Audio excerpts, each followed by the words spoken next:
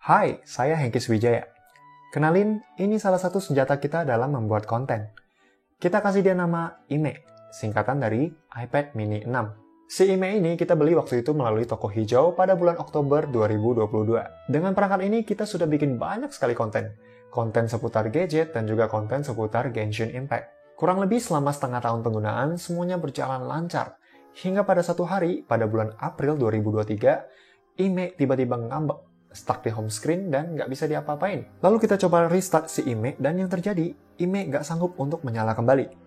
Dia cuma bertahan di logo Apple, lalu mati lagi. Saya mencoba untuk tenang dan cari solusi di Google. Kata kunci, cara menyalakan iPad yang mati total. Solusi pertama yang saya dapatkan, caranya sederhana. Untuk jenis iPad Mini 6, tekan tombol volume, yang kanan dulu, lalu yang kiri, kemudian terakhir tekan dan tahan tombol power. Tidak berhasil. Saya kira mungkin perlu sambil mengisi daya, saya biarin dulu selama sejam lalu coba kembali. Sampai akhirnya muncul tampilan seperti ini. Artinya, ini juga nggak berhasil. Masuk ke cara yang kedua, sambungkan ke iTunes dengan asumsi kalau si IMEI juga perlu diupdate iPad OS-nya. Biasanya si IMEI akan terupdate secara otomatis sih, tapi mungkin kali ini karena belum sempat terupdate, dia sudah mati duluan. Lalu di sini kita juga nggak punya MacBook dan hanya ada laptop Windows yang sudah usang. Karena saya juga nggak ngerti cara menyambungkan iPad yang rusak ke iTunes, akhirnya saya putuskan untuk membawanya ke salah satu gerai servis Apple yang cukup ternama di tanah air. Hemat saya adalah mereka di sana pasti punya Mac ataupun MacBook. Setelah sampai di sana, kita masuk ke bab pertama. Teknisi di sana langsung bantu untuk colokin iPad ke MacBook-nya mereka. Saya lupa nama teknisinya, kita sebut saja dia Ranting. Sebelum dikerjain, Ranting juga sempat memberi peringatan kalau semua data yang ada di iPad akan hilang. Puji Tuhan, sebagian data penting memang sudah kita cadangkan. Punya 5 GB iCloud bawaan juga ternyata sangat membantu loh. Ya, meskipun tidak bisa dipungkiri, sebagian data kita memang hilang. Ya, mau gimana lagi? Dalam kondisi seperti ini yang sudah mati total, IMEI bisa menyala kembali aja, kita sudah harus bersyukur. Nah, di tempat servis, setelah melihat di layar iPad menunjukkan progres 100%, teknisi Ranting bermaksud mengembalikan iPad kita. Tapi rupanya si IMEI hanya menyala dan cuma stuck di logo Apple lalu mati kembali. Kemudian teknisi Ranting mencoba mengulang kembali dengan menghubungkan ke iTunes lagi. Dan hasilnya sama, gagal lagi. Lalu teknisi mengatakan kalau masalah bukan pada perangkat lunaknya, melainkan perangkat kerasnya. Saya lupa komponen apa yang disebutkan oleh teknisi, tapi itu baru kemungkinan saja. Intinya si IMEI harus dibongkar dulu untuk dicari tahu lebih lanjut. Kalau menurut pengalaman teknisi di sana dengan acuan penyakit seperti ini, pernah terjadi juga pada iPad Mini 5. Dan untuk penggantian komponen tersebut, biayanya sekitar 1,7 juta rupiah. Ini juga baru taksiran dengan acuan komponen harga iPad Mini 5. Kalau yang Mini 6 mungkin harganya bisa berbeda. Dan komponen ini juga katanya inden. Saya tidak bisa menunggu sesuatu yang tidak jelas. Berapa lama servisnya dan berapa biaya yang harus dikeluarkan. Dan lagi saya juga merasa agak sayang IMEI karena belum ada 1 tahun harus dibongkar. Karena masih ada dalam masa garansi.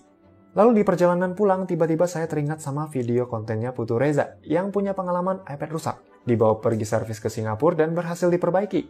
Meskipun problem iPad kita berbeda, tapi pikiran awam saya mengatakan kalau di sana itu ada Apple Store, ada teknisi khusus yang bisa memperbaiki perangkatnya. Lalu saya juga pernah mendengar kalau misalkan ada produk mereka yang bermasalah dan tidak bisa diperbaiki, maka akan diganti dengan unit yang baru selama masih dalam masa garansi dan tidak akan dikenakan biaya tambahan. Saya jadi semakin percaya kalau IMEI akan sembuh di sana. Lalu berangkatlah saya ke negeri tetangga. Kita masuk ke bab 2.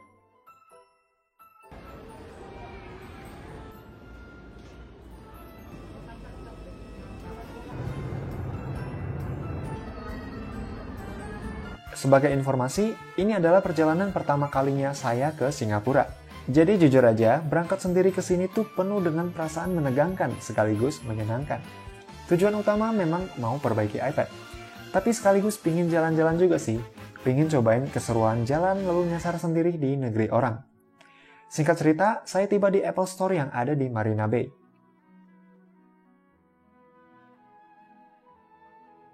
Saya langsung disambut dengan hangat oleh salah satu teknisi di sana. Mohon maaf saya tidak berani untuk merekam dan mengambil wajah seseorang di sekitaran sini karena ya masalah privasi. Saya sangat lemah untuk mengingat nama seseorang. Sebut saja nama teknisinya Pohon. Pohon bertanya apa masalah iPad saya. Lalu saya jelasin dan langsung dikerjain seketika. Dicolokin ke MacBook untuk disambungkan ke iTunes. Dan ini cara yang sama dilakukan oleh Ranting di negara kita.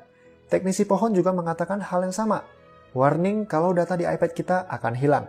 Saya bilang kalau sebelumnya juga kita sudah coba menghubungkan ke iTunes dan tidak berhasil. Ya, mungkin ini adalah SOP yang harus dilakukan oleh teknisi. Jadi saya membiarkan Pohon untuk mencobanya.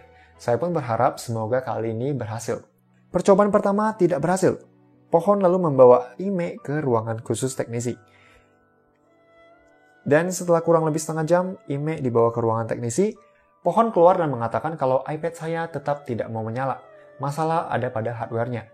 Jadi diagnosa teknisi kita yang ada di dalam negeri itu benar, masalah bukan pada perangkat lunaknya. Teknisi Apple juga langsung tahu kalau iPad saya itu asalnya dari Jepang, padahal saya belum kasih tahu, dan itu juga benar. Dari kotak pembelian memang banyak tulisan Jepangnya. Pohon mengatakan kalau komponen hardware yang berasal dari Jepang itu tidak cocok dengan yang ada di Singapura. Jadi jika ingin memperbaiki Ime, kita harus membawanya ke negara asalnya. Mendengar hal itu saya sedikit kecewa. Padahal saya berharap kalau tidak bisa diperbaiki, mungkin solusi ultimate-nya adalah ganti unit baru. Dan ternyata Apple Store di Singapura itu tidak bisa menerima produk cacat Apple yang datangnya dari Jepang. Tapi teknisi Apple yang melayani saya sangatlah baik hati. Pohon menawarkan solusi untuk menitipkan Ime kepadanya untuk dikirimkan ke Jepang, estimasi 4 hingga 5 hari, sampai iPad saya bisa diambil pulang. Pohon juga mengatakan kalau iPad saya itu masih dalam masa garansi, jadi tidak perlu khawatir soal biaya. Dan dia akan menghubungi kita saat iPad-nya sudah bisa diambil. Tapi saya mengatakan kepada teknisi Pohon kalau besok siang saya sudah harus kembali ke Indonesia. Jadi solusi yang ditawarkan tidak membantu sama sekali.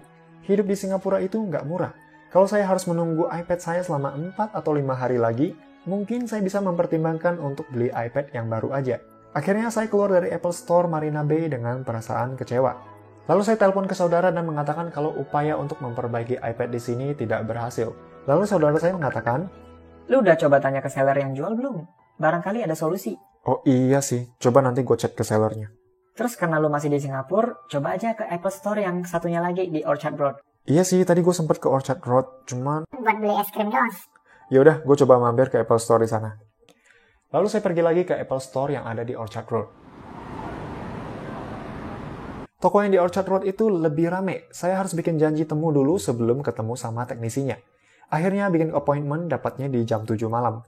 Dan selagi menunggu, saya mencoba chat ke seller yang ada di toko hijau, tempat di mana saya membeli si Ime. Barangkali mereka juga ada solusinya. Begini isi percakapan saya dengan operator tokonya.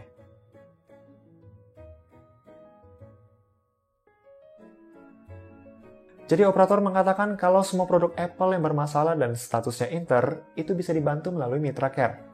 Baiklah, saya jadikan ini opsi kalau misalkan di sini juga tidak bisa memperbaiki si Ime. Setelah jam 7 malam, akhirnya saya bertemu dengan teknisi di sana yang kali ini adalah wanita. Sebut saja Mawar. Mawar juga melakukan pola yang sama seperti teknisi sebelum-sebelumnya. Dihubungkan ke iTunes dan memberikan warning kalau data kita akan hilang, bla bla bla bla bla. Dan hasil akhirnya sama. iPad kita tidak bisa diperbaiki dan harus dibawa ke negara asalnya. Tapi saya harus tetap bilang kalau teknisi Apple itu ramah banget. Mawar dan Pohon contohnya. Mereka tetap terus kasih solusi, ya meskipun solusi mereka tidak membantu sama sekali untuk kasus saya. Saya katakan kepada Mawar kalau besok saya sudah harus kembali ke negara asal. Mawar dengan sangat lembut meminta maaf kepada saya karena dia hanya bisa membantu sebatas itu. Kemudian Mawar bertanya, "Apakah Anda atau kenalan Anda ada yang mau berangkat ke negara Jepang dalam waktu dekat ini? Karena unit Anda masih dalam masa garansi, jadi sebaiknya segera dibawa ke sana. Sepengalaman kami, untuk unit yang bermasalah seperti ini biasanya tidak akan diperbaiki, melainkan diganti ke unit yang baru, tapi harus sesuai dengan regional asal." Lalu seketika saya teringat kalau Jo, teman saya, akan berangkat ke Jepang dalam waktu dekat ini. Saya telepon si Jo. Kita masuk ke bab 3. Jo, "Ada apa kok? Gimana Singapura?" nah gue lagi di Apple Store nih. Lu ingat kan iPad gue yang rusak yang gue ceritain itu? Ternyata nggak bisa diperbaiki di sini, Jo. "Hah, kok gitu sih?" Katanya untuk layanan servis garansi harus sesuai dengan negara asal, Jo. iPad gue asalnya dari Jepang. Lu bisa bantu gue nggak? Bawain iPad gue ke Apple Store yang ada di Jepang. "Ya boleh sih kok, tapi gimana caranya? Mesti bikin appointment dulu nggak?" Nggak usah, Jo. Nanti gue bikinin notes. Lu bisa kasih ke teknisinya problem iPad gue seperti apa. Nanti gue jabarin di notes. "Oh yaudah, nanti iPad lu kasih ke gua pas kita ketemu di gereja ya." Oke, Jo. Terima kasih banyak loh. "Sip." Saya bikinin notes buat si Jo mengenai masalah Ime, kronologi dari awal hingga akhir problem saya. Lalu saya minta ChatGPT untuk diterjemahkan ke dalam bahasa Jepang. Lalu di tanggal 5 Mei, Jo nelpon ke saya dan dia mengatakan kalau dia sudah tiba di Apple Store yang ada di Shibuya. "Kok notes lu nggak guna? Teknisinya colokin dulu ke MacBook buat cari tahu penyakitnya." Hah? Kok gitu sih? iPad lu GG, udah dicobain sekali, terus gagal. Lalu teknisi mau cobain lagi nih. Dan tokonya bentar lagi udah mau tutup katanya. Ini last katanya. Kalau nggak berhasil, sorry ya kok. Oh gitu. Ya udah deh, Jo. Thank you lo, lu udah upaya bawain iPad gua ke sana. Sorry ya, udah ngerepotin lu juga. Nggak apa-apa kok, santai. Emang gue ada rencana ke Shibuya juga kok. Bentar ya kok, gue dipanggil sama teknisinya. Nanti gue kabarin lagi. Oke deh, Jo. Teknisi kembali mengulang pola yang sama. Saya jadi khawatir kalau email beneran nggak bisa diperbaiki di sana. Lalu kemudian, beberapa saat, Jo kirimin saya sebuah foto di WhatsApp dan ini fotonya. Dan setelah melihatnya, seketika saya langsung, puji Tuhan, ini yang saya harapkan. Ganti unit baru tanpa biaya apapun. Saya berterima kasih banget sama Jo yang udah bersedia bawain email ke Jepang. Dan problem saya terselesaikan dengan ending yang indah juga. Email sudah tidak ada, tapi digantikan oleh penerusnya dengan warna dan bentuk yang sama. Kita kasih dia nama email 2. Baiklah, terima kasih sudah mau menonton dan mendengar cuap-cuap saya yang cukup panjang ini hingga akhir.